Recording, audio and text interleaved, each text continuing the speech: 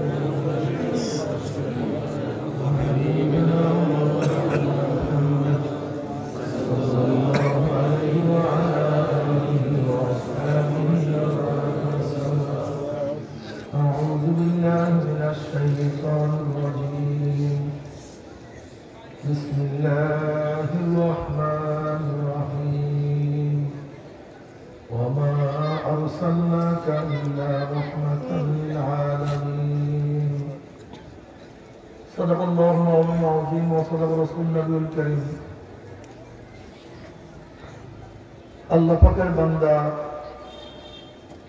जनाब मुहम्मद रसूलुल्लाह सल्लल्लाहु अलैहि वसल्लम उम्मतगण अल्लाह पाक रब्बुल आलामीन আপনাকে আমাকে এই ফিতনা ফাসাদের জমানায় যখন तमाम দুনিয়ার থেকে ইসলাম মুসলমানকে মিটিয়ে দেওয়ার ষড়যন্ত্র চলছে तमाम दुनियार मध्य इस्लाम मुसलमान থাকবে কি থাকবে না প্রশ্নের সৃষ্টি হয়েছে যে জমানায় মানুষ নেকের কাজ ছাড়তেছে গুনার কাজ ধরতেছে শুধু গুনার কাজ ধরে না বরং গুনার কাজের প্রতিযোগিতা শুরু করছে কে কার আগে জাহান্নামে যাবে সবাই বলি আলহামদুলিল্লাহ যে জমানায় মানুষ নেকের কাজে আশ্চর্য হয় গুনার কাজে স্বাভাবিক থাকে যে জমানায় মুসলমান ইসলামকে পছন্দ করে না বরং নামধারী মুসলমান ইসলামের সবচেয়ে বড় দুশমন হয়ে গেছে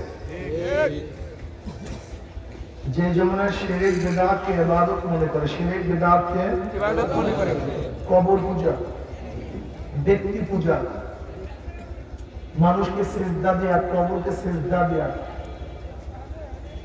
কোন এক ব্যক্তিকে সমস্ত ক্ষমতার মালিক মনে করা মুশকিল কুশা সমস্ত বালা মুসিবত থেকে মুক্তি দেওয়ার ব্যক্তি এই ব্যক্তি এগুলি সম্পূর্ণ শিরক বিদআত সব কি ভাই শিরক বিদআত অথচ দাবি করে আমি সবচেয়ে বড় আবেদ আমি মারিফাতের লোক কিসের লোক মারিফাতের লোক আমি তরিকাত পন্থী আমি সিস্তিয়া পন্থী আমি কাদরিয়া পন্থী আমি মুজাদ্দিদিয়া পন্থী আসলে এগুলো সব ভণ্ডপন্থী শয়তান পন্থী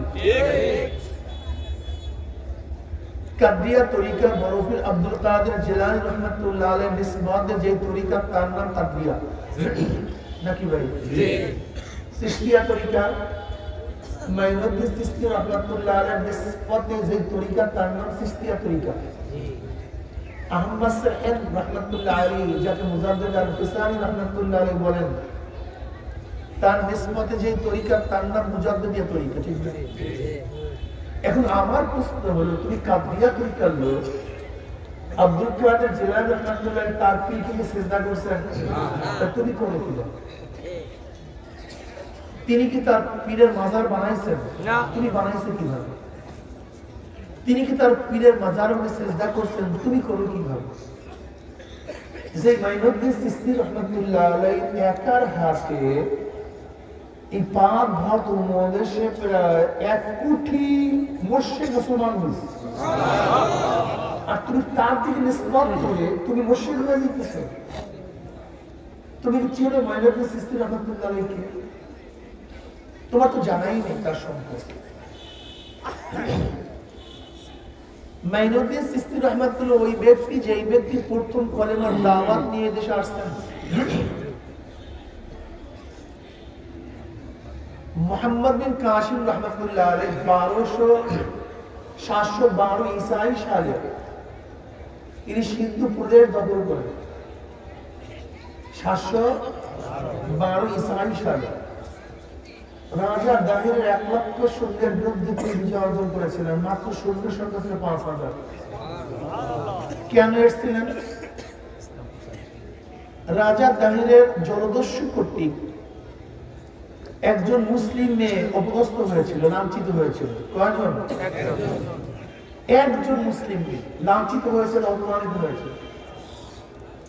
সে ইরাকে গিয়ে হাজ্জাজ ইউসুফকে বলছে, আপনার মুসলিম ভাইরা জিন্দা থাকতে আমি অপমানিত হব, লাঞ্ছিত হব, আর আপনারা জিন্দা থাকবেন।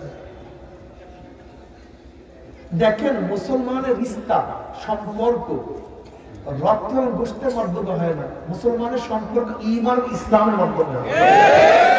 কিসের মাধ্যমে হয়? নবী নূহ আলাইহিস সালাতু ওয়াস সালামের ঔরজার সন্তান কেনান, কিন্তু আল্লাহ বলেছিল তোমার আহাল না, অথচ তার ঔরজার সন্তান নবী ইব্রাহিম আলাইহিস সালামের জন্মদাতা বাবা আজর, আল্লাহ বুঝে এটা সম্পর্ক রাখতে হবে। কি বুঝলেন? যে ঔরাসের মাধ্যমে মুসলমানের রিশতা হয় না, সম্পর্ক হয় না। আপনার সন্তান যদি মুরতাদ হয়ে যায়, আপনার সম্পত্তি পাবে? কারণটা কি? সে তো আপনার সন্তান। হ্যাঁ, সে তো আপনার সন্তান, পাবে না কেন? রক্ত এবং গোশতের মাধ্যমে ইসলাম এবং ঈমানের সম্পর্ক নেই। ঈমানের সম্পর্ক, ইসলামের সম্পর্ক মাওলা পাকের আইন মানার মাধ্যমে। ওই মেয়েকে হয়তো ইরাকের লোকরা চিনেও না, যে বাড়ি কোথায়, কে কোথেকে আসছে তাকে চিনেও না, কিন্তু শুধু পরিচয় একটাই, মুসলমান। পরিচয় কি? ওমান আহসানু কাওলাম মিম্মান দাআ ইলাল্লাহি ওয়া আমিলা সালিহান ওয়া ক্বালা ইন্নানি মিনাল মুসলিমিন। আমি একজন মুসলমান, এটা আমার বড় পরিচয়। আমি বাঙালি, আমি বাংলাদেশি, আমি আওয়ামী লীগ, আমি বিএনপি, আমি জাতীয় পার্টি, আমি জাসদ, আমি বাসদ, আমি চরমোনাই, আমি অমুক, আমি তমুক, আমি তালুকদার, আমি চৌধুরী, আমি সৈয়দ, আমি হাওলাদার, সব পরে। এসব পরিচয় পরে, সব পরিচয় পরে। প্রথম আমার পরিচয় একজন মুসলমান। আমি কি ভাই? মুসলমান। এই যে আমার বড় পরিচয়, এই যে আমার বড় পরিচয়। ওই মুসলিম মেয়ে গিয়ে নারী দিচ্ছে যে রাজা দাহিরের জলদস্যু কর্তৃক আমি আক্রান্ত হয়েছি, আমি অপমানিত হয়েছি, লাঞ্ছিত হয়েছি। দ্বিতীয় অলিদের সময় জানেন গোটা দুনিয়া জয় করা শুরু করেছিল তারা। কোন সৈন্য নাই, ইরাকের থেকে সিন্ধু প্রদেশে পাঠাবে এরকম কোন সৈন্য নাই। বিভিন্ন জায়গায় ভাগ হয়ে গেছে। মোহাম্মদ বিন কাসিম মাত্র 17 বছরের যুবক। কত বছর? 17 বছর।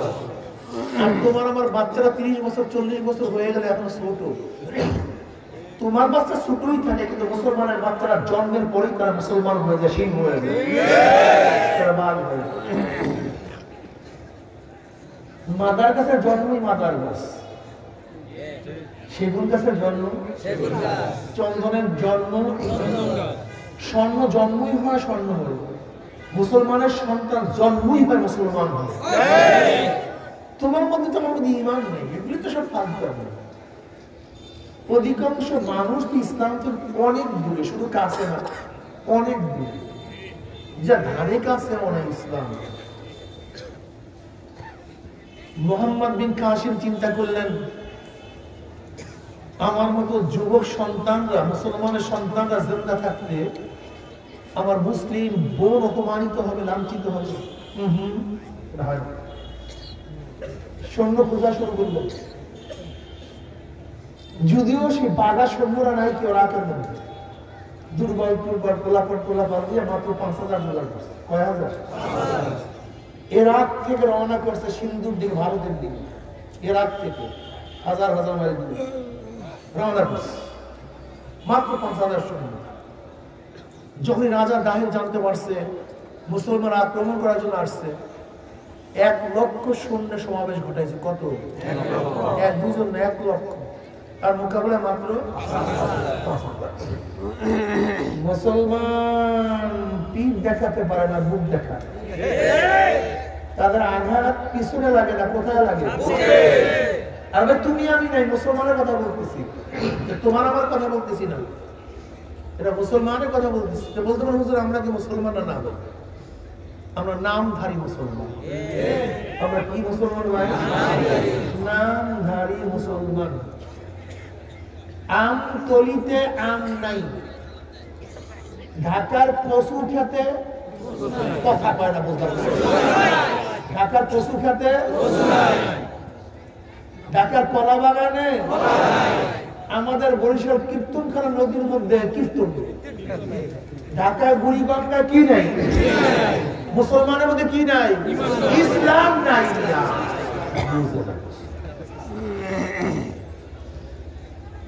নাম সুন্দর মিয়া, জন্মের কালা। নাম রাঙ্গা মিয়া, জন্মের কথা। নাম রাঙ্গা মিয়া, বাস্তবে জন্মের কালা। নাম মুসলমান, আসলে জন্মের মুনাফিক। আমতলিতে আম নাই, মুসলমানের মধ্যে কি নাই জানি? ইসলাম নাই। বন্ধ দেখি আমরা 2 নাম্বার, 2 নাম্বার না 6 নাম্বার কিছু আছে, বেনাম্বার। ইরিদানের কি জানি আছে 8 নাম্বার, 10 নাম্বার, 11 নাম্বার, 19 নাম্বার। আর একটা নাম্বার কি আছে? বেনাম্বার। 28, 29, 34, 44 বাদ দিয়ে এরপর কি আছে জানি? বেনাম্বার। আমরা হলে বেনাম্বারে পড়ছি, এখন নাম্বারের মধ্যেই পড়ে। বেনাম্বার, এখনো পদই না, এখনো পদই না বিচার করে। মোহাম্মদ বিন কাসিম মাত্র 5,000 সৈন্য নিয়ে নেওয়ার অবস্থা। রাজা দাহির 1 লক্ষ সৈন্য সমাবেশ ঘটাইছে। মুসলমান পিছনে যায় না সামনে যায়? আগার পিছনে লাগে না সামনে লাগে? ধরি কি ছিল জানি? এইবার এই জয় বাংলা স্লোগান ছিল, স্লোগান ছিল নারায়ে তাকবীর, আল্লাহু আকবার। বুঝেন? ওই জয় বাংলার স্লোগান দিয়ে মুসলমান বিজয় হয় না। এই জয় বাংলাটা জয় শ্রীরাম থেকে আসছে। তোমাকে কোন স্লোগান ধরাইছে তুমি নিজেও তো জানো। এই জয় বাংলার স্লোগান তো আমাদের দেশীয় স্লোগান নামিয়ে, এটা ভারতের স্লোগান। ওরা বলে জয় শ্রীরাম, আমরা বলি জয়, ওরা বলে জয় বাংলা। কোটা ক্যালকাটা সমস্ত মানুষের কি স্লোগান দেয়? জয় বাংলা। আর তুমিও স্লোগান দাও জয় বাংলা। তোমার মধ্যে তেমন কোনো পার্থক্য আছে? আসলে বিশ্বাস হয় না। রাগ করিয়েন না, রাগের জমিতে ফসল হয় না। রাগ করবেন না, বুঝবেন আমাদের দেশে আজকে রাগ করে অধিকাংশ জাহেল, পড়াশোনা নেই, জানাশোনা নেই। অধিকাংশ কি জাহেলদের অবস্থা এরকম। একটা জাহালাতের কথা বলি, মূর্খতার কথা বলি। স্বাধীনতা হচ্ছে কত সময়? 71 না 72? সংবিধান রচনা হচ্ছে 71 না 72? তাই বলেন তো, স্বাধীন হচ্ছে 71, তাই 72 সংবিধান স্বাধীনতার চেতনা হয় কি যাবে? কথা বুঝে স্বাধীনতা হয়েছে কয় বছর? কোন সালে সংবিধান রচনা হয়েছে? স্বাধীন হয়েই গেছে, আবার সেইটা চেতনায় থাকবে। ৭২-এর কত বড় জাহেল আমাদের দেশের মানুষগুলি। জাহালাতের তো একটা শেষ সীমা থাকা চাই, মূর্খতার শেষ সীমা থাকা চাই। যে চেতনা স্বাধীনতা হয়ে গেছে, পরের চেতনা স্বাধীনতা হবে কিভাবে? এটা হয়েই গেছে, কথা ঠিক না? অবস্থাটা কেমন হলো?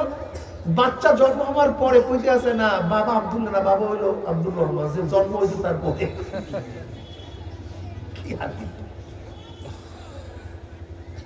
সংবিধানের ৪টা মূলনীতি কয়টা? জাতীয়তাবাদ, গণতন্ত্রবাদ, সমাজতন্ত্রবাদ, ধর্মনিরপেক্ষতাবাদ। কি কি জানি? জাতীয়তাবাদ, গণতন্ত্রবাদ, ধর্মনিরপেক্ষতাবাদ, সমাজতন্ত্রবাদ। আপনি কি জানেন ভারতের সংবিধানের মূলনীতি কয়টা? এই ৪টা।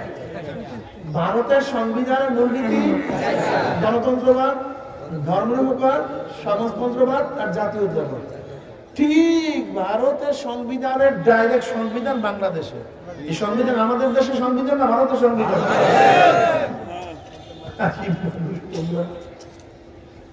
আমার সোনার বাংলা, আমি তোমায় ভালোবাসি। এটা লেখছে কবে জানেন আপনি?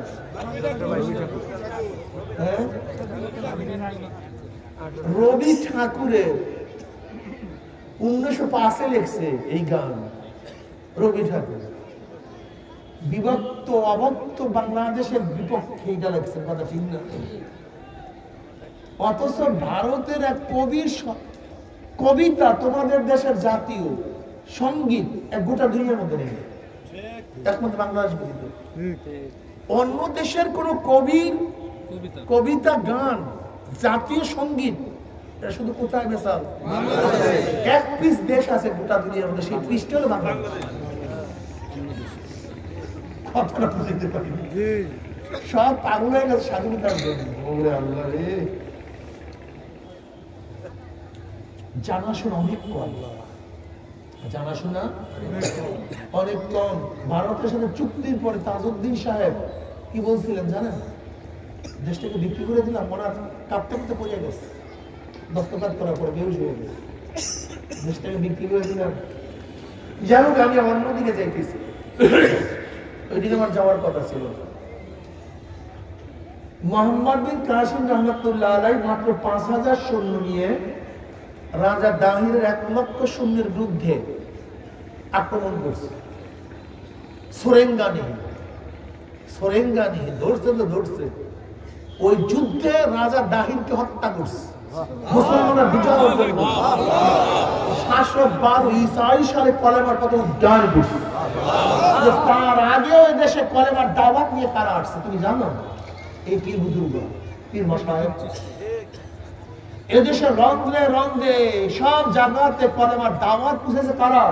এই পীর মাশায়েখরা। এই পীর মাশায়েখদের বদৌলতে এক কর্নারে গোটা দুনিয়ার এক কর্নারে বাংলাদেশ, পরবর্তী সাগর, ৩ দিকে মুশরিক, একদিকে সাগর।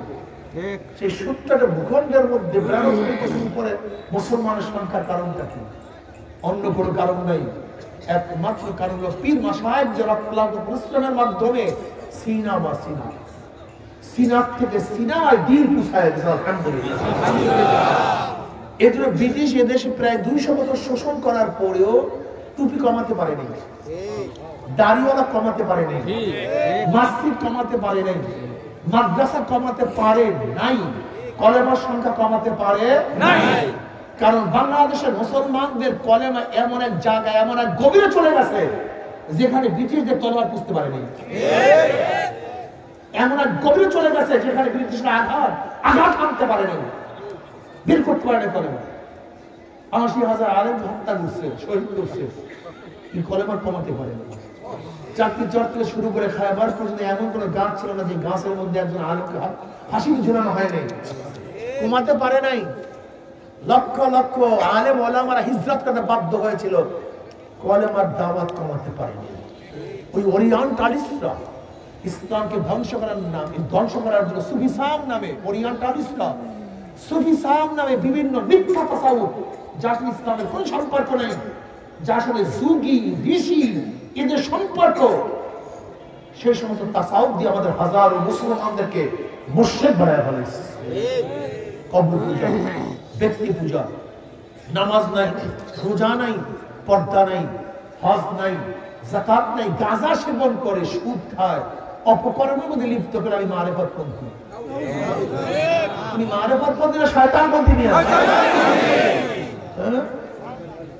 শয়তানকে তোমরা তপস্যা করো, তপস্যা করো, আর তুমি জাহান্নামের পথে যাওয়ার পরে আমি মারেফতপন্থী।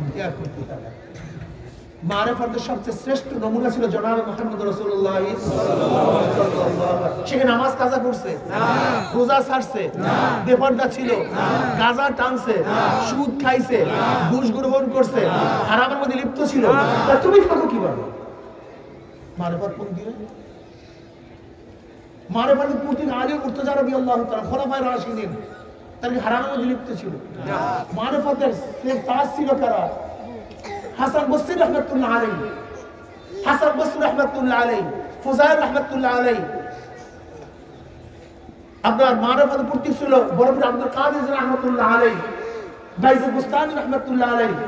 এরা কি কোনোদিন গাঁজা সেবন করছে? কবর পূজা করছে? একটা মুস্তাহাব তরফ করছে? তুমি কিভাবে মুস্তাহাব তরফ? আসলে বাবা তুমি মারফত পন্থী না, তুমি ভুল করতেছ, চরম ভুল করতেছ। তুমি মারেফাত শব্দই বুঝো না। আসলে শরীয়তের তিনটা অংশ। শরীয়তের কয়টা অংশ? বাহ্যিক আমলের সাথে সম্পৃক্তি ইলমকে ইলমুল ফিকহ বলা হয়। কি বলা হয়? নামাজের মাসালা, রোজার মাসালা, হজের মাসালা, যাকাতের মাসালা, বাহ্যিক আমলের সাথে সম্পৃক্ত ইলমকে ইলমুল ফিকহ বলা হয়। আকায়েদ, বিশ্বাসের সাথে সম্পৃক্ত ইলমকে ইলমুল কালাম বলা হয়, ইলমুল আকায়েদ বলা হয়। ঈমান কি জিনিস, কি করলে ঈমান থাকবে, কি না করলে ঈমান চলে যাবে, কথাটা বুঝাতে পারি নাই? এই সমস্ত বিশ্বাসের সম্পৃক্ত ইলমকে কি বলা হয়? ইলমুল আকায়েদ, ইলমুল কালাম। আল্লাহ কয়জন? কথা বলেন না কেন? যদি কেউ মনে করে আল্লাহ দুইজন, তার ঈমান চলে যাবে। কেউ যদি মনে করে তিনজন, তার ঈমান চলে যাবে। সমস্ত ক্ষমতার মালিক কে? আল্লাহ। কেউ যদি মনে করে আল্লাহর বাইরে কারো ক্ষমতা, হিন্দুরা মনে করে আল্লাহর বাইরেও ক্ষমতা। কানের ক্ষমতা কি? ঝোলা কলের বসন্ত থেকে বাঁচানো। গণেশের ক্ষমতা কি? ধনী এবং গরিব বানানো। কথা বলে না কেন? সরস্বতীর ক্ষমতা কি? বিদ্যা বুদ্ধি দেয়া। গঙ্গী দেবীর ক্ষমতা কি? পানিতে মারা এবং না মারার ব্যবস্থা করা। অগ্নিদেবীর ক্ষমতা কি? আগুনে জানানো এবং না জানানোর ক্ষমতা কার কাছে? হিন্দুদের ধারণা হলো অগ্নিদেবীর কাছে। অর্থাৎ আল্লাহ মানে কিন্তু সমস্ত ক্ষমতার অধিকারী মানে না। হেদায়েতের মালিক কে? আল্লাহ। যদি কেউ মনে করেন আল্লাহর বাহিরেও কেউ কাউকে হেদায়েত দিতে পারে, এইটার নামই শিরক। কথা বলেন না? হেদায়েতের মালিক কে? আল্লাহ। যদি কেউ মনে করে আল্লাহর বাহিরে জিবরাইল, মিকাইল, ইসরাফিল, আজরাইল বা নবী আদম, নবী ইব্রাহিম, নবী নূহ বা ঈসা আলাইহিস সালাতু ওয়াস সালাম বা আমার নবী বা খোলাফায়ে রাশিদ বা আব্দুল কাদের জিলানী, মাইনুদ্দিন চিশতি, হাসান বসরি বা অমুক তমুক অমুক পীর, চন্দ্রায় পীর সাহেব ইচ্ছা করলে কাউকে হেদায়েত দিতে পারে, এরকম ধারণা যদি কেউ করে, এই ধারণাটার নাম হলো শিরক। যে ধারণা করে তার নাম মুশরিক। এই এলম আপনাকে জানতে হবে। হেদায়েতের একমাত্র মালিক কে? আল্লাহ। এর নাম ইলমুল আকায়েদ, ইলমুল কালাম। কি বিশ্বাস করলে ঈমান থাকবে, কে বিশ্বাস করলে ঈমান যাবে, এ সম্পর্কে আমাকে জানতে হবে। রোগ সারার মালিক কে? আল্লাহ। রিজিক দেওয়ার মালিক কে? আল্লাহ। হেদায়েতের মালিক কে? আল্লাহ। প্রশ্ন করতে পারেন, হুজুর হেদায়েতের মালিক আল্লাহ, তো এখানে আসছে কেন? তারা প্রশ্ন আছে কি নেই? আছে। হেদায়েতের মালিক আল্লাহ, এখানে আসবো কেন? আপনাদের কাছে যাব কেন? পীর মাশায়েখদের কাছে যাব কেন? দরকারটা কি? হেদায়েতের মালিক তো আল্লাহ। এটা প্রশ্ন আছে কি নেই? আছে। সহজ প্রশ্ন, জবাবও সহজ। রিজিকের মালিক কে? আল্লাহ। দোকানদারি করলেন কেন? ওসিলা। রিজিকের মালিক কে? আল্লাহ। কৃষি করলেন কেন? ওসিলা। কথা কয় না। ওসিলা। রিজিকের মালিক কে? আল্লাহ। চাকরি করলেন কেন? ওসিলা। সুস্থ করার মালিক কে? আল্লাহ। ডাক্তারের কাছে গেলেন কেন? ওসিলা। সুস্থ করার মালিক কে? আল্লাহ। ঔষধ সেবন করলেন কেন? ওসিলা। ঠিক তদ্রুপ হেদায়েতের মালিক কে? আল্লাহ। এখানে আসলেন কেন? ওসিলা। হেদায়েতের মালিক কে? আল্লাহ। পীরের কাছে যান কেন? ওসিলা। ওসিলা। অফতাবু ইলাইহিল ওসিলা, তালাশ করুন ওসিলা। কিন্তু মালিক কি? আল্লাহ। সুস্থ করার মালিক আল্লাহ। ঔষধ কি? ঔষধ কি? আল্লাহ পাক যার কপালের মধ্যে সুস্থতা রাখবেন ওসিলায় কাজ হবে, আর যার কপাল থেকে সুস্থতার নিয়ামত কাটিয়ে দিবেন গোটা দুনিয়া ডাক্তার ঔষধ খাওয়াইলেও তার রোগ সারবে না। হেদায়েতের মালিক কে? এই ওয়াজ নসিহত, কিন্তু যার কপালে হেদায়েত আছে এই ওসিলায় কাজ করবে, আর যার কপালে হেদায়েত নাই, হেদায়েত কাটিয়ে দিছে, গোটা দুনিয়ার ওসিলা ব্যবহার করলেন ইন্নাকা লা তাহদি মান আহবাবতা ওয়ালাকিন্নাল্লাহ ইয়াহদি মান ইয়াহদিল্লাহু ফাহুয়াল মুহতাদ ওয়া মান ইউদ্লিল ফালান তাজিদ লাহু ওয়ালিয়্যান মুরশিদা। আল্লাহ পাক যাকে হেদায়েত দিবেন সে হেদায়েত প্রাপ্ত, আর যারা আল্লাহকে হেদায়েত দিবেন না তার জন্য মুর্শিদ অভিভাবক পাওয়া যাবে না। আল্লাহ পাক যাকে কবুল করবেন তার জন্য মুর্শিদ লাগায় দেবেন, মুর্শিদ অভিভাবক পাঠায় দেবেন, পথ প্রদর্শন করো। বুঝাতে পারি না কথা করে ক্লিয়ার না? একেবারে সহজ না। দেখেন নবী আলাইহিস সালাতু ওয়াস সালাম দোয়া করছেন আবু বকরের মার জন্য, আবু বকর রাদিয়াল্লাহু আনহু মার জন্য, সাথে সাথে আল্লাহ হেদায়েতের নাম নেয়ামত দান করছেন। নবী দোয়া করছেন আবু বকর রাদিয়াল্লাহু তাআলার মার জন্য, সাথে সাথে ঈমান কবুল হয়ে গেছে। কিন্তু নবী আবু তালেব উনি এত দোয়া করছেন কবুল না কেন? কপালে নাই, এই দোয়ার ওসিলায় কাজ হয় না, কপালে তো নাই। কি নেই? এই যে ওসিলায় কাজ হবে যত কপালে থাকবে আল্লাহ পাক মঞ্জুর করবেন, মঞ্জুর করবেন না তার কাজ হবে। বুঝাইতে পারি না, একেবারে ক্লিয়ার। তাই পীর মুরিদি কি ডাইরেক্ট জান্নাতে নিয়ে যাবে না জান্নাতের পথ দেখাইবে? পীরের কাজটা ওস্তাদের কাজ, পীরের কাজ ওস্তাদের কাজ। ওস্তাদ পড়া শিখায়, ছাত্র পড়া শিখে, ইঞ্জিনিয়ার পাস ফেল করায়, পীর পথ দেখায়, মুরিদ পথে চলে আমার মাওলার জান্নাতে জাহান্নামে নেয়। পীরের কাজ, মুরিদের কাজ, মাওলার কাজ জাহান্নামে থেকে বাঁচানো, জান্নাতে নেওয়ার কাজ হলো আল্লাহ। এখন তুমি পীরকে বানাইছো জান্নাতে নিয়ে যাবে, খোদা নাকি? উলুহিয়াতের দায়িত্ব ওরিয়েন্টালিস্টরা হুজ্জাতুল্লাহ বালিগার মধ্যে আসা ওলিউল্লাহ মাহমুদ রহমাতুল্লাহ আলাইহি উলুহিয়াত অর্থাৎ মানুষের ধারণা আল্লাহই ক্ষমতা কার মধ্যে দিয়ে দিচ্ছে, অর্থাৎ আল্লাহর যে ক্ষমতা এই ক্ষমতা কার মধ্যে দিয়ে দিচ্ছে, অর্থাৎ আল্লাহ যেরকম জান্নাত নিতে পারে জাহান্নাম থেকে বাঁচাতে পারে এই ক্ষমতার আল্লাহ কাছে ট্রান্সফার করছে। এটার নাম শিরক, এটা আমাদের মধ্যে ঢুকানো হয়েছে। এর জন্য দেখবেন এই গাধাগুলির অবস্থাটা কি, পীরের ওই ভণ্ডর কাছে গিয়া এরকম করে নামাজের কাছে, রোজার কাছেও, পর্দার কাছেও, ওর মধ্যে কি ঢুকছে বন্ধ? ও খ্রিস্টানদের একটা আকীদা নিয়ে গেছে। কাদের? জোরে বলেন। আপনি জানেন এই আকীদার বিশ্বাসটা কোথা থেকে আসছে? আপনাদের জানাই নেই। খ্রিস্টানরা গোটা দুনিয়ার মধ্যে সবচেয়ে বেশি অপকর্ম করে, গোটা দুনিয়ার মধ্যে সবচেয়ে বেশি গুনাহ করে কারা? শুধু একটা আকীদার কারণে, একটা বিশ্বাসের কারণে। সে বিশ্বাস থেকে জানেন না, ওদের বিশ্বাস হলো তুমি যত অন্যায় করো, যত অবিচার করো, যত খারাপ কাজ করো, রবিবার গিয়ে যদি মেরিকে, মা মেরিকে এবং পুরুষকে একটু শ্রদ্ধা নিবেদন করতে পারো, সমস্ত পাপ শেষ। এর জন্য দেখবেন প্রত্যেক খ্রিস্টানের গলার মধ্যে একটা পুরুষ চিহ্ন, মানে যোগ চিহ্ন, এটা প্রত্যেকটা খ্রিস্টানের গলার মধ্যে থাকবে। ওটা মাঝে মাঝে এবং রবিবার গিয়ে কি হয়ে গেছে? পাপ শেষ। ওদের দাবি কি? যে নবী ঈসা হলো আসছেন ভিন্ন পথে। আস্তাগফিরুল্লাহ। আদম আলাইহিস সালাত, ওদের ভাষায় বলতেছি, আমাদের ভাষায় না। আদম যেহেতু অন্যায় করছেন, আস্তাগফিরুল্লাহ, কোন নবীর কাছে গুনাহ করেন না, খুব ভালো মতো বুঝবেন, এটা আমাদের আকীদা। কাজী ঈসাকে আল্লাহ পাক আদমের ঔরাসে আনেন নাই। যেহেতু আদম গুনাহ করছেন, তার ঔরাসে যাবে সবই গুনাহগার। কাকে বলা হয়? সবই ওদের ধারণা বুঝছে। কাজে এর জন্য ঈসাকে আল্লাহ পাক বাপবিহীন আনছেন, গুনাহমুক্ত। তাই গুনাহমুক্ত যে এখন পবিত্র, সে শুনে চলবে কেন? অথচ আমাদের আকীদা সে শুনে চলে নাই, আল্লাহ পাক তাকে নিয়ে গেছে, তাই শুনে চলবে কেন? কারণটা কি? বলে ঈসা নিজের জন্য শুধু চলে নেই, আগত কিয়ামত পর্যন্ত ঈসাইরা আসবে, খ্রিস্টানরা আসবে, তাদের অগ্রিম গুনাহ মাফ করাবার জন্য ঈসাই শাস্তি নিজে নিয়ে আসেন।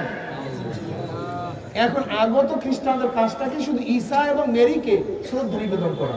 যদি শ্রদ্ধা করতে পারো সব মাফ, তোমার আর কিচ্ছু করতে হবে না। ঠিক ওই বিশ্বাস থেকে ওরিয়েন্টালিস্ট আমাদের ঢুকাইছে যে এই শয়তান, এই ভণ্ড বসায় দিলাম, এই ভণ্ড বসায় দিলাম, তোর নামাজ লাগবে না, রোজা লাগবে না, কিছু লাগবে না, উলুহিয়াতের দায়িত্ব তার, খোদাই শক্তি তার মধ্যে আছে। তোর কাজ কি? নজরানা পেশ কর, গরু দিয়ে বড় হাদিয়াটা দিয়ে, আর শ্রদ্ধা কর, সম্মান কর, একেবারে মাথা মতো করে রাখ, দেখবি খবরদার শ্রদ্ধা কর, শ্রদ্ধা নিবেদন কর, তোর কোনো টেনশন নেই। তোর জান্নাতে নেওয়ার মালিক তো ওই গুরু, তোর বাবা। তোর শাস্তি থেকে মওকুফ করার দায়িত্ব বাবা। এজন্য দেখবেন এই শয়তানগুলি, ভণ্ডগুলি, ব্যাকুলগুলি, জাহিলগুলি ভণ্ডকে শ্রদ্ধা করে, সম্মান করে, সবই করে, লেকিন কি করে না? আচ্ছা আল্লাহ কি করে? মা সালাকাকুম ফি সাকার ক্বালু লাম নাকু মিনাল মুসাল্লিন। সাকার তো জাহান্নামের নাম। হাবিয়া, হুতামা, জাহিম, ওয়েল, জাহান্নাম। একটা জাহান্নামের নাম কি? সাকার। জোরে বলেন কি? সাকার। এর কপাল পরা বদনসিব এই সাকার নামে জাহান্নামে কে নিয়ে আসে? আসছিস কেন? ক্বালু লাম নাকু মিনাল মুসাল্লিন। দুনিয়াতে নামাজ পড়তাম না। নামাজ না পড়ার কিসের কারণ? ডাইরেক্ট জাহান্নামে যাও, ইনডাইরেক্ট না, এটা ডাইরেক্ট। আল্লাহর কয় নামাজ না বলে জাহান্নামে, আর এই গাদায় কয় জাহান নামাজ লাগবে না। আর কার কথা মানব? যে বলে নামাজ লাগবে না শয়তান কি শয়তান না? ডাইরেক্ট আল্লাহ পাক বলে যে নামাজ না বলে জাহান্নাম, আর এই জাহান্নামী বলে যে নামাজ না পড়ে। ফাখালাফা মিন বাদিহিম খালফুন আদাউস সালাহ ওয়াত্তাবুশ শাহওয়াতি ফাসাউফা ইয়ালকাউনা গায়য়া ইল্লা মান তাবা। এরপরে আমরা নালায়েক কমবখ জাতি তৈরি হইল। কি করছে? আদাউস সালাহ। বলেন আদাউস সালাহ, যারা নামাজকে জয় করিয়া দিছে, নামাজকে ধ্বংস করিয়া ফেলাইছে। আদাউস সালাহর অর্থ কি? আব্দুল্লাহ বিন মাসউদ রাদিয়াল্লাহু আনহু, আদাউস সালাহ হলো নামাজ একেবারে বাদ দেওয়া না, ওয়াক্ত মতো নামাজ না পড়া। সাইদ ইবনে মুসাইয়িব রাহমাতুল্লাহ কি বলেন? আদাউস সালাহর অর্থ কি? যোহরের নামাজেই পড়বো শেষ, আসরে গিয়ে কাজা করছে, এই আসরের নামাজ পড়বো, মাগরিবে নিয়ে কাজা করছে, মাগরিবের নামাজ ইশায় কাজা করছে, ইশারের নামাজ ফজরের নামাজ যোহর। আদাউস সালাহ এই যারা কর্ম করতেছি এরকম করতে করতে নামাজকে এক ওয়াক্তে নামাজ আর এক ওয়াক্তে পড়বে, তাদের জন্য গাইয়া নামাজ জাহান্নাম। কি নাম? গাইয়া। ফাসাউফা ইয়ালকাউনা গাইয়া। জাহান্নামের প্রত্যেকটার নাম গাইয়া। তাদেরকে নিক্ষেপ করার বিষয়ের মধ্যে গাইয়া নাম জাহান্নামের মধ্যে। তার ইচ্ছা করিয়া নামাজ কাজা করলে গাইয়া জাহান্নাম, আর হারাম সালাত করলে নামাজই লাগে। আমি চিন্তা করতে পারছি নামাজ পড়াতে আল্লাহ নামাজই লাগে। নবী আলাইহিস সালাত কি বলেন? আল ফারকু বাইনাল আবদ ওয়াল কুফর তারকুস সালাত। মুমিন আর কাফেরের মধ্যে পার্থক্য কি? নামাজ। মুমিন নামাজ পড়ে, কাফেররা নামাজ পড়ে না। অন্য রাওয়ায়াতে নবী কি বলেন? মান তারাকা সালাতান মুতাআম্মিদান ফাকাদ কাফারা জিহারান। যারা ইচ্ছা করে নামাজ তরক করলো তার স্পষ্ট কুফরি করলো। কি করলো? কুফরি করলো। অথচ এই গাধা বলে নামাজ লাগে। এখন নবীর কথা মানবো না, এই গাধার কথা মানবো, শয়তানের কথা মানবো? যাও বন্ডামি করো, রাগ করবো না বাবা, রাগ করবো, অনুরোধ করছি, রাগ করবো। তুমি দেখো কোরআনের মধ্যে স্পষ্ট আয়াত, এ তো নামাজ তরক করা। অথচ কোরআন বলছে ফাওয়াইলুল লিল মুসাল্লিন আল্লাযীনা হুম আন সালাতিহিম সাহুন। যারা ভুলিয়া যায় নামাজ, কুস্তু কাহিনী করে, ওয়াক্ত ভুলিয়া যায়, রাকাত ভুলিয়া যায়, কিরাত ভুলিয়া যায়, নামাজে খেয়াল ভুলিয়া যায়। নামাজের মধ্যে কি থাকে না? খেয়াল থাকে না, ভুলিয়া যায়। এবং মানুষকে দেখাবার জন্য নামাজ পড়ে। কিসের জন্য? ফাওয়াইলুল লিল মুসাল্লিন, তাদের জন্য ওয়াইল দুজক। কি দুজক? আর এবার সে নামাজ পড়েই না। যে নামাজ মানুষকে দেখাবার জন্য পড়ে তার ওয়াইল দুজক, আর তো নামাজ পড়েই না, তার অবস্থাটাকে করবো। এ তো 7টা দিন পর্যন্ত অনেক রাগ করবো না, নামাজ ছাড়বো না। কোন ভণ্ড কি বলে ওইদিকে পরিবার। শোনো, কোরআন ও হাদিসের সামনে অন্য কাউকে প্রধান বলবে, ভুল করবো। চলো, তুমি ভণ্ডামি করতেছ মনের খোলা করে পীরের চরণে তো অনেকই বয়ান পায় না, বড় লোকটা সাধারণ করে। কেন কি এত কি পারে মনে হয় শরীরে আমরা বানাই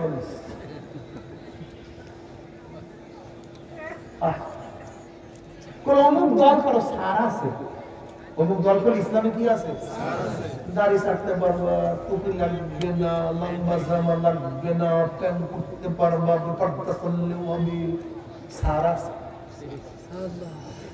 সার দিব কেমনে কম করে? কার বাবার শক্তি আছে ইসলামকে সার দিয়া কেমন বানাবো? একচুল আছে, একচুল বাবার সার মারার মধ্যে যাও না। কোরআন ও হাদিস যেইভাবে সুম্মা জাআলনাকা আলা শরীয়তিন মিনাল আমর ফাত্তাবিআহা ওয়া লা তাত্তাবি'আহু আল্লাযীনা লা ইয়া'লামুন। কোন জাহিল মূর্খ কমবক্ত যাদের মন অনুযায়ী কথা বলে তাদের ইত্তেবা অনুসরণ করিব না, শরীয়ত অনুযায়ী চলো। শরীয়তের কয়টা অংশ বলছিলাম? বাহ্যিক আমলের সাথে সম্পৃক্ত এলেম কি কি বলা হয়? সামনে বসে ফার্স্ট ক্লাস জায়গায় বসে ক্লাসের সামনে অথচ তুমি বলতে পারো না। হ্যাঁ বলো, এলমে ফিকহ বলো। ঈমানের সাথে সম্পৃক্ত এলেমকে কি বলা হয়? ইলমুল আকাদ, ইলমুল কালাম বলো। ইলমুল আকাদ, ইলমুল কালাম। যদি কালাম একটা সিফাত, কিন্তু যেহেতু গোটা দুনিয়ার মধ্যে আল্লাহ পাকের আওসাফের কালাম সিফাত নিয়ে প্রথম আকাদের মাসআলা আমাদের পেশ করেছে, এগুলো ইলমুল আকাদ কি বলা হয়? ইলমুল কালাম বলা হয়। কথাটা বুঝতে পারিনি? বাতিনি আমলের সাথে সম্পৃক্ত, বাতিনি আমলের সাথে সম্পৃক্ত এলেমকে কি বলা হয়? ইলমে তাসাউফ। বুঝেন নাই? রিয়া, কেবের, হুব্বেজা, হুব্বে মাল, এই আমলের সাথে সম্পৃক্ত এলেমকে কি বলা হয়? ইলমে তাসাউফ, ইলমে বাতিন, ইলমে মারিফাত। মারিফাত কেন বলা হয় সেটা পরে আসতেছে। তা শরীয়তের কয়টা অংশ? তিনটা। জোরে বলেন। তিনটা। ফিকহ, কালাম, তাসাউফ। এই শরীয়তে চলার জন্য যে পদ্ধতি, পন্থা, প্রক্রিয়া, তার নাম তরিকাত। এই যে শোনা তরিকা তরিকা তরিকা তরিকা, এই বিয়া তরিকা উঠটা শরীয়ত শাস্ত্রে, অথচ তরিকা হয়েছে শরীয়তের আমল করার জন্য।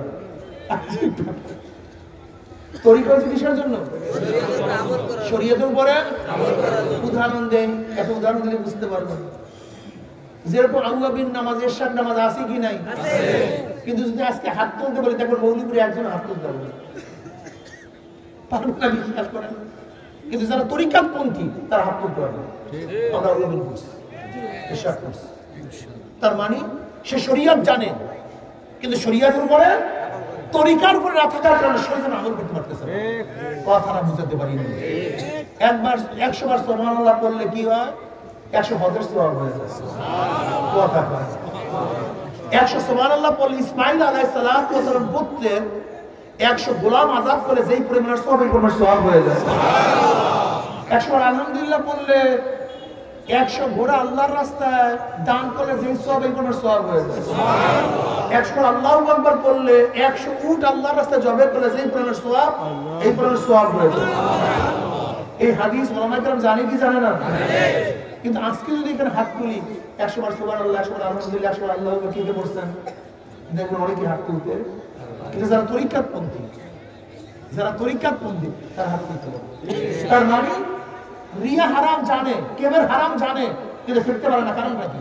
যারা তরিকাতপন্থী তারা ঠিকই ফিরতে পারছে। তার মানে শরীয়ত জানি, কিন্তু শরীয়ত আমল করতে পারতেছি না, এর জন্য দরকার তরিকা। তুমি কি দেখো নাই রশিদ আহমদ গঙ্গুর রহমাতুল্লাহ আলাইহি, ফকিহুন নফস, হাফিজুল হাদিস, হাফিজুল হাদিস, সিয়াসাতের সমস্ত হাদিসের কিতাবগুলি তিনি বর্ষে একা পড়াইতেন। লামিউদ দুরারি বুখারীর যা কঠিন শরা, এই রশিদ আহমদ গঙ্গুর রহমাতুল্লাহ হাদিস সাহেব রহমাতুল্লাহ আলাইহি বয়াত হয়েছেন শরীয়ত জানার জন্য নয়, বরং শরীয়ত যা জানে তার আমল করে। কাসিম নাদ রহমাতুল্লাহ হুজ্জাতুল ইসলাম বুখারীর শেষের 5 পারার যিনি হাসিয়া লিখছেন, এই কাসিম নামদুল রহমতুল্লাহ আলাইহি হুজরাতুল ইসলাম ইমামুল মান্তিক, এই কাসিম নামদুল রহমতুল্লাহ আলাইহি হাজী সাহেব রহমতুল্লাহ যে বয়াত হয়েছেন জানার জন্য না যা জানেন তা মানার জন্য? কথা কয় না। যা জানেন না জানার জন্য। হাকিমুল উম্মাত আশরাফ আলী থানভী রহমতুল্লাহ আলাইহি আল্লাহ তাআলা এত জ্ঞান, এত প্রজ্ঞা, এত মেধা দান করছেন, আমার বিশ্বাস কিয়ামত পর্যন্ত যদি হায়াত পাইতেন আর কিয়ামত পর্যন্ত লিখতেন, কালি শেষ হইতো, তার এলেম শেষ হইতো না। ইনিও কাসিম নামদুল, ইনিও হযরত হাজী সাহেব রহমাতুল্লাহ আলাইহি বয়াত হয়েছেন জানার জন্য না মানার জন্য? এর নাম তরিকা। এই যে শুনেন না তরিকা, তরিকা উঠি কেন? জানার জন্য না, যা জানি মানার জন্য, এর নাম তরিকা। এই তরিকা এবং শরীয়তের আমল, তরিকাত এবং শরীয়তের আমল করার কারণে আল্লাহ তাআলা মাখলুকাতের বহুত গুরু রহস্য অন্তরে জাগ্রত হয়, তার নাম হাকিকত। জোরে বলেন কি?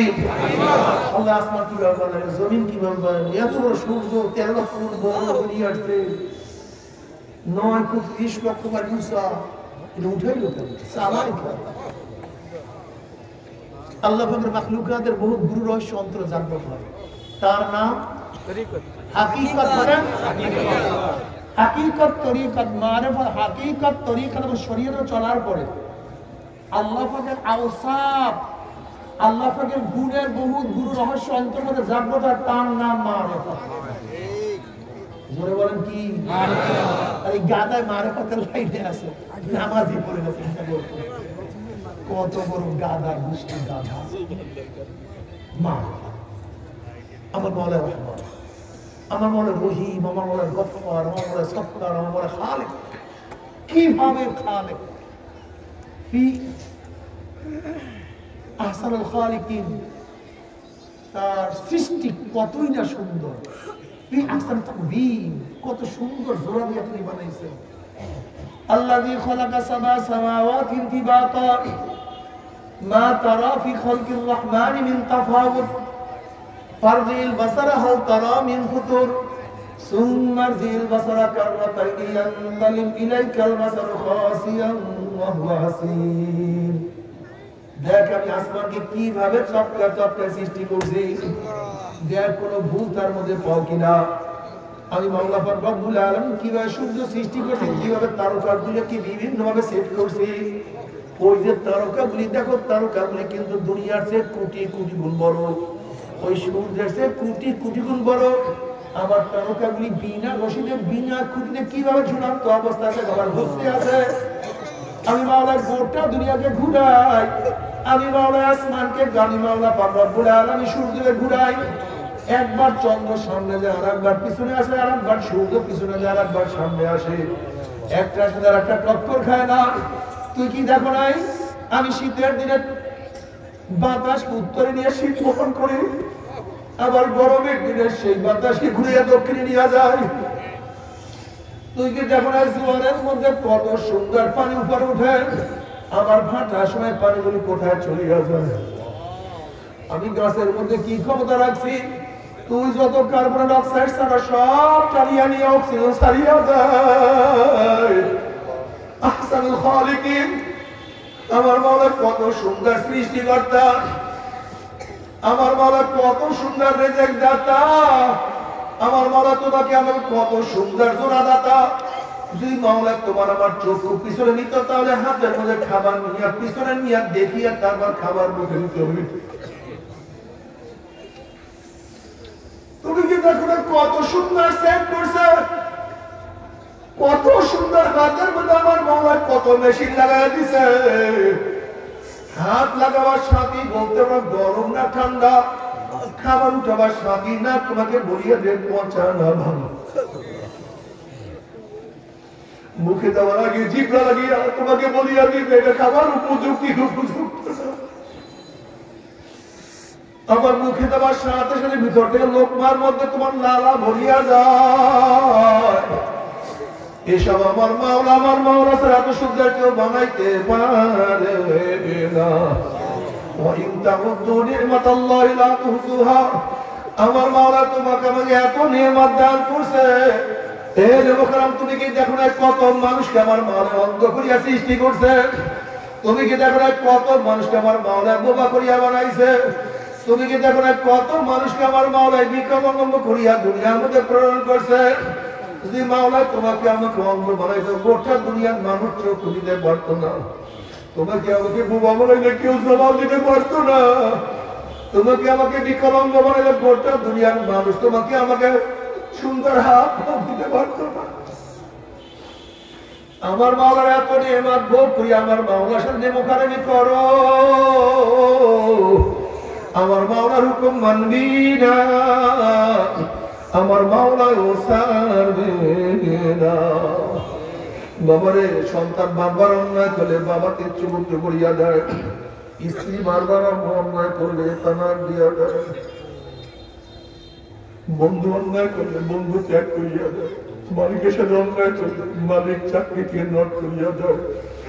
আর মালিকের সাথে এত অন্যায় করলাম, আমার মালিকের সাথে এত নাফরমানি করলাম, এরপর আমার মালিক ডাক দিয়ে বলে, কুল ইয়া ইবাদিয়াল্লাযীনা আসরাফু আলা আনফুসিহিম লা তাকনাতু মিন রাহমাতিল্লাহ ইন্নাল্লাহা ইয়াগফিরুয যুনুবা জামিআ। আয় বান্দা, আয় বান্দা, ও বান্দা, নামাজ কাজা করিস না বান্দা। আমি তোকে ডাক দে, হাইয়া আলাস সালাহ, হাইয়া আলাল ফালাহ। আমি তোকে ডাক, হাইয়া আলাস সালাহ, হাইয়া আলাল ফালাহ। আর বান্দা তুই চাষের মধ্যে ব্যস্ত, দোকানের মধ্যে ব্যস্ত। বান্দা আমি তোকে ডাকি নামাজের দিকে, তুই খাদ্যের মধ্যে ব্যস্ত, ব্যবসার মধ্যে ব্যস্ত। তোর নেতা তোকে ডাক দিলে সব কাজ বাদ দিয়ে তুই নেতার কাছে হাজির হইয়া যাবে।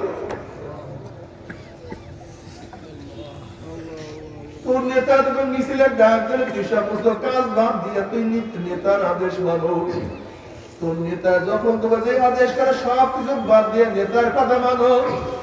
আর বান্দা আমি কি অন্যায় করলাম? আমি এত ছোট হয়ে গেলাম, আমি তোকে বারবার ডাকে, হাইয়া আলাস সালাহ, হাইয়া আলাল ফালাহ, আয় নামাজের দিকে আয়।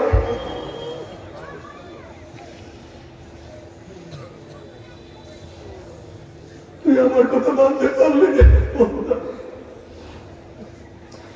ইন্নাল ইনসানা লিরাব্বিহি লাকানুদ। মানুষ বহুত বড় নেমখারাম। ও নেমখারামের দলেরা, ও নেমখারামের দলেরা, আমার মাওলা একটু ঢিল হুমরুয়াইদা, আমার মাওলা ঢিল দিছে, কিন্তু যখন তোর ঢিলের শেষ হয়ে যাবে, তোর বাড়ির দরজা আসবে সিটি মারিয়া বলবে, তোর বাড়ির দরজা আসবে নক করিয়া বলবে, আইনাল মাফার, আইনাল মাফার ওয়ালাউ কুনতুম ফি বুরুজিন মুশাইয়াদা। কোথায় বাগদিতে আসমানের বুরুজে দিয়ে পালায়া যাও, আমার আসলে সেখানে হাজির হয়ে যাবে। সাত তরফ জমিনের নিচেও ঢুকিয়া যাবেন, মাওলানা আজরাইল হাজির হয়ে যাবে। আল্লাহ আল্লাহ তুই আমাদের সবাইকে মাফ করিয়া দে।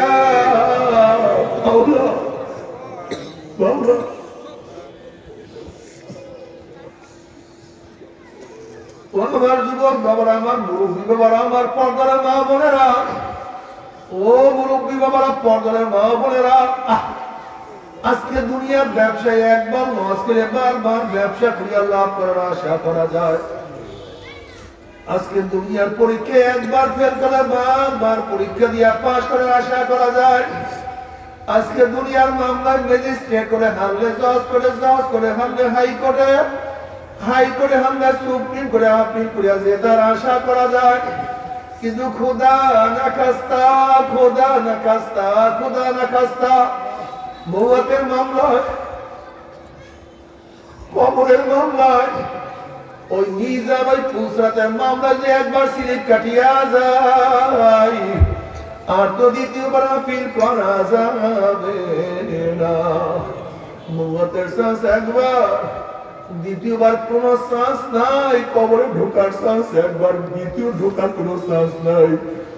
বাবারে, কবর এমন একটা গর্ত যে গর্তে একবার পড়লে কেউ সেখানে উঠতে পারে না।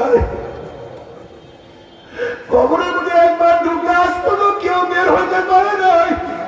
তুমি আমিও যখন ঢুকবার কোনদিন বের হইতে পারবো না। আল্লাহ তুমি আমাদের সবাইকে মাফ করিয়া দাও।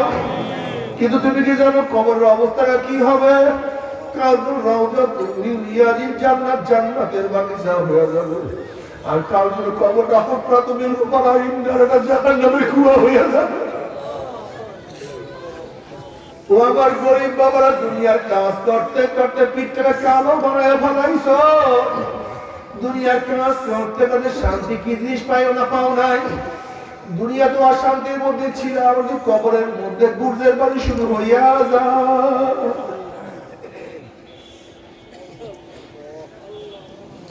কবরের আযাব শুরু হইয়া যায়। আল্লাহ তুমি মাফ করিয়া দাও।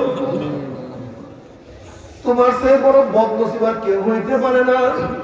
কিন্তু এ বড় লোক বড় খুব ভালো মতো বুঝিবাম গাজালি রাহমাতুল্লাহ আলাইহি বলেন, গরিবদের তুলনায় বড় লোকদের কবরের শাস্তি 70 গুণ বেশি হবে। যখন শাস্তি শুরু হয়ে যাবে, দুনিয়ার আনন্দ ফুর্তির কথা মনে পড়বে। আমার বিল্ডিং এত দামি, আমার খাট এত দামি, আমার এত শ্রদ্ধা, আমার এত সম্মান ছিল, আমার দস্তারখানি এত ডিজাইনের খানা উপস্থিত ছিল, আমি এত আরাম আয়েশের মধ্যে ছিলাম। দুনিয়ার আরামের কথা মনে পড়বো, ওইদিকে গুর্জের বাড়ি শুরু হইয়া যাবে। কি যে কষ্ট, ওই কষ্ট তো সহ্য করা যাবে না। এরপর আল্লাহ কিয়ামতের ময়দান কায়েম করবে। কিয়ামতের ময়দান কি যে মারাত্মক। ইয়াওমা ইয়াফিরুল মারউ মিন আখিহি ওয়া উম্মিহি ওয়া আবিহি ওয়া সাহিবাতিহি ওয়া বানিহি। আম্মা জান আয়েশা সিদ্দিকা রাদিয়াল্লাহু তাআলা আনহার উরুর উপর, রানের উপরে মাথা দিয়ে আল্লাহর নবী আরাম করতেছিলেন। আম্মা জান কিয়ামতের চিন্তা করে জার জার করে কান্দে। চোখের পানি নবী আলাইহিস সালাতু ওয়াস চেহারার উপরে পড়িয়া গেল। নবী চোখ খুললেন, দেখেন আয়েশা কান্দে, চেহারা লাল, চেহারা বিবর্ণ হয়ে গেছে, ভয় থরথর করে কাঁপতে আছে। নবী আলাইহিস সালাতু ওয়াস বলেন, আয়েশা তুমি কেন কাঁদো, কেন চেহারা লাল হয়ে গেছে? আম্মা জান বলছে, ইয়া নবী আল্লাহ, ইয়া রাসূলুল্লাহ, কিয়ামতের ময়দানে যখন কেউ কার পরিচয় দেবে না, তখন কি আপনি আমাদের পরিচয় দিবেন না? তখন নবী আলাইহিস সালাতু ওয়াস আয়েশা রে, 3টা মুহূর্তে এমন হবে যখন প্রত্যেককে নিয়ে ব্যস্ত হইয়া যাবে। যখন আমল নামা ওরা শুরু করবে, সবাই ব্যস্ত হয়ে যাবে, আমার আমল নামা ডাইনা যাবে না, হাতে পড়ে। যখন মিজানের কাছে যাবে, পাল্লার কাছে যাবে, আমার নেকের পাল্লা ওজন হবে না, গুনাহের পাল্লা ভারী হয়ে যাবে। যখন মুসরাতের কিনারে যাবে, চুলের চেয়েও চিকন, তলোয়ারের চেয়েও ধার, নিচে জাহান্নামের আগুন। আমাবস্যার যে অন্ধকার, এই পুলসরাত পারিতে পারবো কি পারবো না? মিনকুম ইল্লা ওয়ারিদুহা কানা আলা রাব্বিকা হাত্তান মাকদিয়া সুম্মা নুনাজ্জিল্লাযীনা ইত্তাকাউ ওয়া নাযারু যালিমিনা ফিহা জিসিয়া। ওই পুলসরাত প্রত্যেককেই পার দিতে হবে। যাদের মধ্যে ঈমান তাকওয়া নাই, তারা কাটিয়া কাটিয়া ঘুম ঘুম করে জাহান্নামে পড়িয়া যাবে। জাহান্নামে পড়ার পরে 1 বছর, 2 বছর, 10, 30, 40 বছর নয়, 70 বছর পর্যন্ত, 70 বছর পর্যন্ত জাহান্নামে যাইতেই থাকবে, যাইতেই থাকবে। ডাইনে আগুন, বামে আগুন, উপরে আগুন, শুধু আগুন আর আগুন। আল্লাহ তুই আমাদের সবাইকে মাফ করিয়া দাও। তোমার সহ্য করতে পারবি? ওই আযাব তো কেউ সহ্য করতে পারবো না।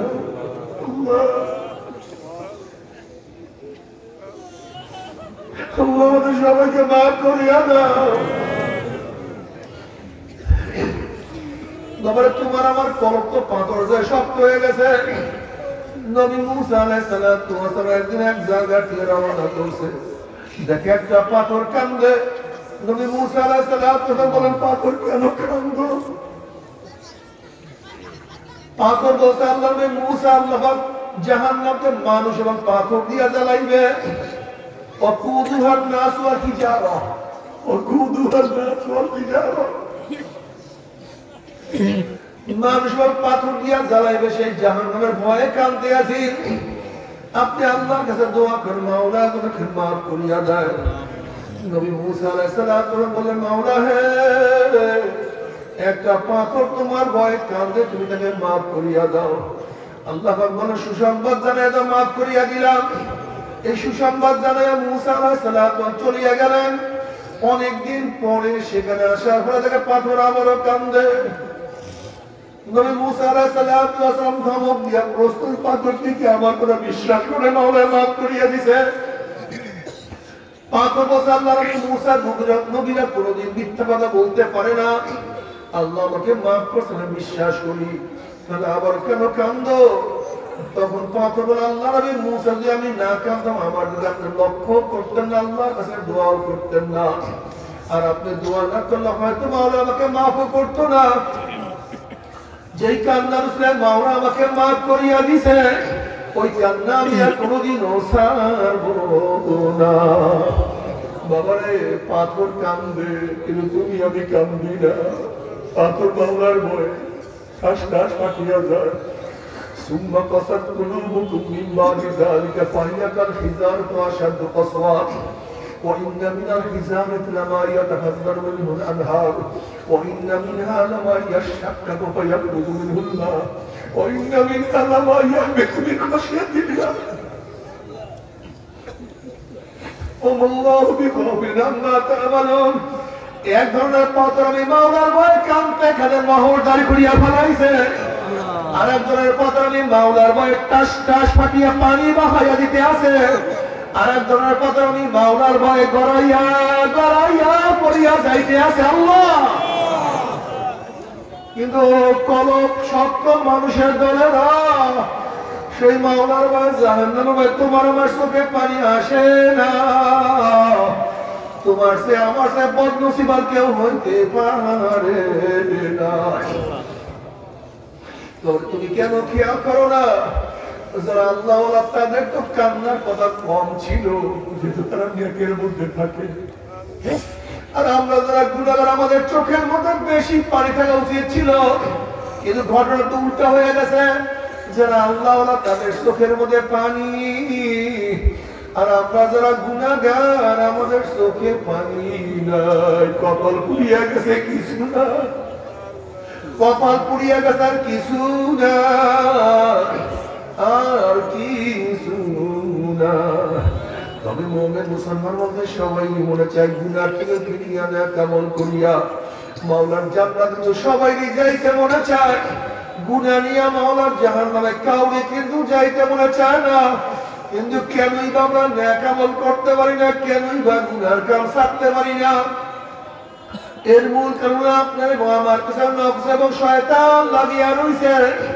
এই নফস এবং শয়তানদের ফেরার জন্য যে কোনো একজন হক্কানি আল্লাহর ওলির হাতে হাত দিতে হবে রে বাবা। খবরদার, বর্তমান জমানায় পীর মুরিদের ভেজাল, ব্যবসা, দলাদলি, হিংসা, হাসাদে পরিণত হয়ে গেছে। সমস্ত আল্লাহর একমত, যেই পীরের 5 জন মুরিদের মধ্যে কমপক্ষে 3 জনকে দেখবেন আলহামদুলিল্লাহ সুন্নাত মুআফিক আমল আকলাম মজবুত হইয়া যাইতে আছে, গুনার কাম ছাড়তে আছে, নেকের আমল করতে আছে, কলব নরম হইয়া চোখে পানি আসতে আছে। বিরিক্ষতর নাম কি, ফলে পরিচয় আমি চরমুনায় বুঝি না। চরমুনার দাওয়াত, প্রশংসা, প্রচার প্রসার করার জন্য আসি রে বাবা। চরমুনায় যাওয়ার তোমার কোনো দরকার নাই, কোনো দরকার নাই, কোনো দরকার নাই। তুমি যার কাছে গিয়া পারো গুনার কাম ছাড়ো, নেকের আমল ধরো, কলব নরম করিয়া চোখে পানি নিয়া মাওলার কবরে যাইও। যেরকম গুড়িয়ার ঘরে আগুন লাগলে পানি ছাড়া নিবানো যায় না, ঠিক তদ্রুপ তোমার এবং আমার গুনার দ্বারা যে জাহান্নামের আগুন জ্বলিয়া রয়েছে, চোখের পানি ও তার কাছে জাহান্নামের আগুন নিবানো সম্ভব না। কাজে আমার জন্য দোয়া আছে, আমিও দোয়া করি। সবাই সবার জন্য প্রাণ খুলিয়া দোয়া করো, যেন কিয়ামতের ময়দানে গলাগুলি মানিয়া মাওলা একসাথে জান্নাতে যাওয়ার তৌফিক দিয়া দাও। আল্লাহুম্মা আমিন।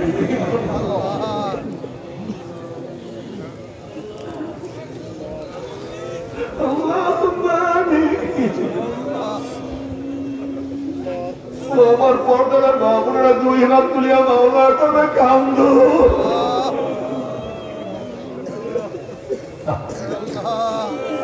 আমার আমার মালিক তুমি মাঠের দিকে তাকাইয়া তো গুনাহগার তোমার দুয়ারে হাত তুলছে আল্লাহ কেউ নামাজ কাজার গুনাহ নিয়া কেউ রোজা সাজার গুনাহ নিয়া কেউ বেপরদা কর্মের গুনাহ নিয়া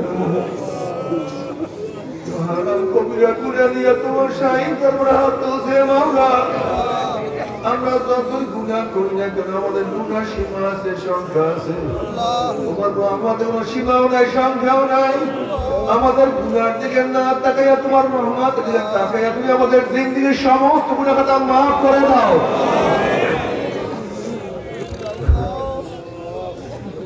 আল্লাহ মাফ করবাই না ক্ষমা করবাই না তাহলে তোমার বন্ধন এখানে কেন আসলে আল্লাহ কম্বল দেওয়ার জন্য আসি নাই রিলি পাওয়ার জন্য আসি নাই জাহান্নামের কাজ করিয়া বলাইছি জাহান্নামের কাজ করিয়া বলাইছি জাহান্নামের খাতার নামটা কাটিয়া দেওয়া জাহান্নামের খাতার নামটা কাটিয়া দেওয়া জান্নাতুল ফিরদাউসের মধ্যে নামটা উঠায়া দেওয়া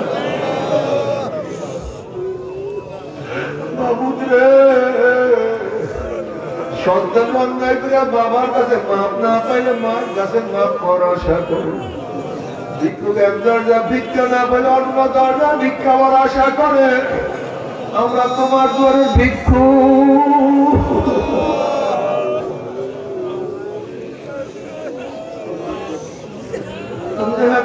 যাও তারা যাও আর তোর দরজা নাই রে মালিক আর তো কোনো দুয়ার নাই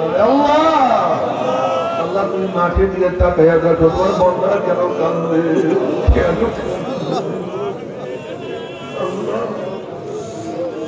আল্লাহ আমার যুবক আমাদেরকে কবুল করিয়া না আমার যুবক আমাদেরকে কবুল করিয়া না আমার মুরব্বী আমাদেরকে কবুল করিয়া না আমার মা বোনকে কবুল করিয়া না আল্লাহ আমরা যারা রক্ত নাম জানি না কেন মা নাই বাবা নাই স্ত্রী নাই স্বামী নাই সন্তান নাই দাদা নাই দাদু নাই দাদা নাই দাদু নাই যত মোমেন মোমেন মুজাহিদরা কবরে শুয়ার সবার কবর আযাবকে মাফ করে দাও আজকে আমাদের সাথে মুসলিম কবরকে জান্নাতের বাগিচা বানাও মা দাদা সব তামাম দুনিয়ার মাশায়েখের মাকামদের জান্নাতে বলন্দ করে দাও اللهم خان دلال مجمع قبول لنا ربنا هب لنا من ازواجنا وذريتنا قرة اعين واجعلنا للمتقين اماما رب ارحمهما كما ربياني صغيرا وصلى الله تعالى على خير خلقه محمد واله واصحابه وأزواجه وأتباعه أجمعين وارحمنا معهم برحمتك يا أرحم الراحمين. আমরা পড়তে শরীর সাথে ডাইনিং টেবিল সময় পাবো পড়তে শরীর সাথে ডাইনিং টেবিল সময় পাবো পর্দার আমাদের সাথে তো আবার করতেছি এই কল মধ্যে তাদের বায়াত নিয়ত মুরিদ নিয়ত তারা নিয়ত মুরিদ হয় না আর যাদের মুরিদ হওয়ার নিয়ত নাই তারা নিয়ত করে দুনিয়া থেকে তওবা করলেন আল্লাহ আমাদের প্রত্যেকের নিয়তকে কবুল করে নেবেন বাকির নাম ফাঁকি বসেন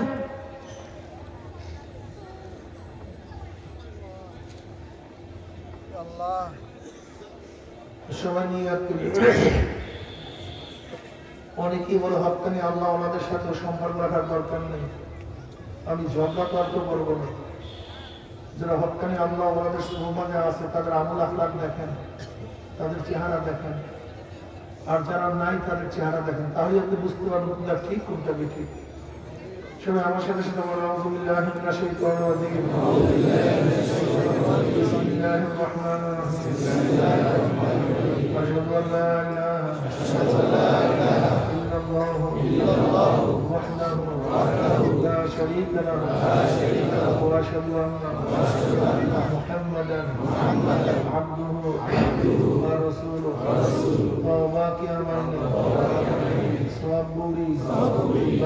से आओ सबूरी नामों से अल्लाह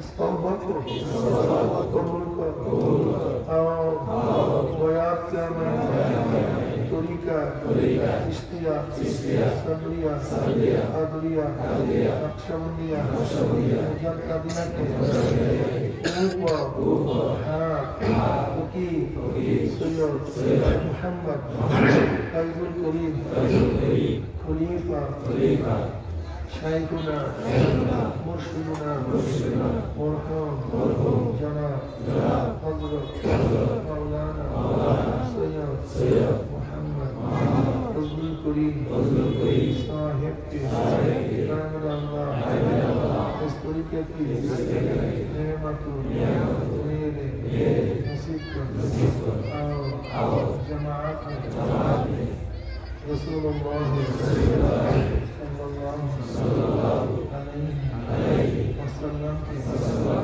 मेरे मशहूर कर आमीन তাই বসে কয়েকবার দোয়া করুন কয়জন ছাত্র কয়েকবার দোয়া করেন কথা শুনেন দোয়া করে যায় না দোয়া করুন দোয়া করেন ওই ছাত্র নাম বলেন আর আমাদের হাফেজ মোহাম্মদ আমাদের মোহাম্মদ মানিক মিয়া অ্যাডভোকেট ঢাকা ইউনিভার্সিটি মাস্টার্স দেখেন মনে হয় যেন ফেরেশতা তুলছে কি কথা ঠিক না যদিও স্কুল পড়ুয়া কিন্তু আল্লাহ দিনের বুঝ দান করছে যদি ইউনিভার্সিটি পড়ুয়া কিন্তু আল্লাহ দিনের বুঝ দান করছে আল্লাহ যেন এরকম মানুষদেরকে সংসদে যাওয়ার তৌফিক দিয়ে দেয় মোহাম্মদ সাইফুল ইসলাম সাইফুল হোসাইন পিতার নাম সুবহান থাকিদার বিরোধপুর পালন শরীয়তপুর দ্বিতীয় হাফেজ মোহাম্মদ শামীম হোসাইন পিতার নাম মোহাম্মদ কালু খান সূর্যমণি কালকিনি মাদারীপুর তৃতীয় হাফেজ মোহাম্মদ আম্মার হাসান রাফি পিতা জাকির হাসান তালুকদার ঠিকানা চরসদি পালন শরীয়তপুর চতুর্থ হাফেজ মোহাম্মদ জায়েদ আহমদ পিতা মোহাম্মদ বাবুল মাকবর বগাদি পালন শরীয়তপুর এই তরিকার যারা সবাই আদায় করতেছেন এই তরিকার যারা পুরো মধ্যে তা শিখতে পারবে আর বাংলাদেশ মুজাহিদ প্রকাশিত দুই যে 500 বছর ওখানে আকীদা বিভ্রান্ত নিরসন ওই লেখকের মধ্যে আমার নাম লেখা আছে আর প্রিয় নবী সাল্লাল্লাহু আলাইহি পারিবারিক জীবন আর আগামী 19 20 21 ফেব্রুয়ারি হ্যাঁ বসেন 19 20 21 ফেব্রুয়ারি চরমায় বার্ষিক মাহফিল আপনারা কেউ যাবেন না তো নাকি ভাই ইনশাআল্লাহ যুবক ভাই কেউ যাবে না ইনশাআল্লাহ কারা কারা যাইতে রাজা দুই হাত উঠাবে আল্লাহ কবুল করেন আল্লাহ আমিন আল্লাহ অনেক দোয়া আছে যাই না কে কিসের জন্য দোয়া আছে আপনি জানেন বুঝেন শুনেন প্রত্যেক এক কষ্টে পূর্ণ করে দেন আল্লাহ আপনার জন্য আপনার হুকুমাত ইসলাম হুকুমাত কায়েম করে দেন আল্লাহ ইসলাম হুকুমাতের জন্য হাত পাকাকে বিজয় করে দেন আল্লাহ হাত পাকাকে বিজয় করে দেন কপাল পরা মুসলমানের কলব ইসলামের দিকে ঝুঁকায় رب ارحمهما كما ربياني صغيرا سبحان ربك رب العزة عما يصفون وسلام على المرسلين الحمد لله رب العالمين السلام عليكم ورحمة الله